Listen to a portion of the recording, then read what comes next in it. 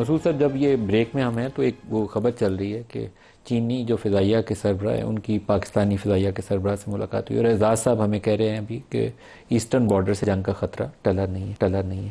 تو ہمارا یہ اس خطے کے اندر چائنا کے ساتھ ایک ریلیشن شپ موجود ہے. اس سارے سیناریو میں ابھی آپ سے بات بھی ہو رہی ہے کہ ہم اس کو اگنور بھی نہیں کریں گے. دوبارہ اگر ایمرجنگ تھریٹ آتا ہے ایسٹرن سائڈ سے انڈیا کی طرف سے تو ہمیں دوبارہ چینی اسلحہ بھی خریدنا ہے، جہاز بھی خریدنے ہیں، اور شاید فردر کوآپریشن بھی کرنا ہے. آپ کیا دیکھتے ہیں انڈیا سے دوبارہ جنگ کا خطرہ اور پاکستان اور چائنا کا الائنس دونوں کے اوپر؟ دیکھیے، خطرہ تو موجود ہے. ہندوستان نے یہ کہا ہے کہ انہوں نے جنگ میں تعطل یا پاز پیدا کیا ہے، لیکن انہوں نے ختم نہیں کی.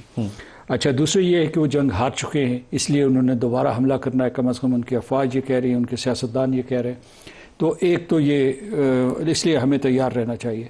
دوسرے جو ہندوستانی جنرل آج کل بیانات دے رہے ہیں، ان کا deputy chief of army staff یا دوسرے جو لوگ ہیں، انڈونیشیا میں ان کے ڈیفنس اٹیشے نے دیا، اس کے بعد جو ان کے سی ڈی ایس تھے، چیف آف ڈیفنس سٹاف جو گئے ہوئے تھے سنگاپور، تو ان سے کو اگر آپ دیکھیں تو وہ یہ کہہ رہے ہیں کہ چین اور پاکستان ایک ہی فورس ہے، یعنی تقریباً ایک ہی فوج ہے، اور یہ دونوں مل کر لڑ رہے ہیں. پچھلی جنگ کے بارے میں بھی کہہ رہے ہیں کہ اصل میں چین براہ راست نہیں ہوا، لیکن پاکستان چین کے لیے بھی جنگ لڑ رہا تھا. تو ہمارے جو ہے اس جنگ کے بعد چین کے ساتھ تعلقات مضبوط ہوئے ہیں، اور کئی سطحوں پہ مضبوط ہوئے، لیکن ڈیفنس ٹیکنالوجی کے حوالے سے بھی بہت مضبوط تر ہوئے ہیں. ابھی کچھ جو افواہیں گردش کر رہی تھیں کہ ہم نے J-35 بھی لے لیا، اس کے بارے میں کچھ تھوڑی سی وضاحت آئی ہے. لیکن یہ میں آپ کو بتا سکتا ہوں کہ ہماری اچھی کارکردگی کی وجہ سے چین کے عالمی منڈیوں میں، ان کے خاص طور سے ڈیفنس آرمامنٹس کی عالمی منڈیوں میں بہت زیادہ آبھگت ہوئی ہے، اور اس کے بعد جو ہے ان کا جو گراف بہت تیزی سے اوپر چڑھا ہے.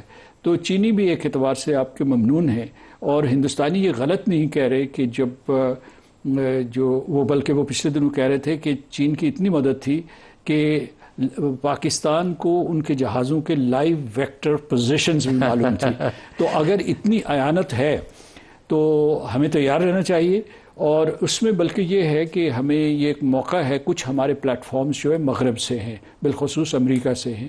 تو یہ جو سسٹینمنٹ پیکج واگزار ہوا تھا، اس کے بعد ہمیں کوشش کرنا چاہیے کہ جو تھرڈ پارٹی ٹرانسفرز ہیں، ہمیں ہیلی کاپٹرز کی ضرورت ہے. اس کے بعد ہمیں جو ان کا امریکہ کا دیا ہوا اسلحہ ہے یا جو بھی ڈیفنس پلیٹ فارمز ہیں، ان کے لیے جو فاضل پرزے چاہیے، اس کے لیے بھی کوشش کرنی چاہیے. لیکن ہماری اولی جو سورس ہے یا سپلائی چین ہے وہ چین ہی رہے گا.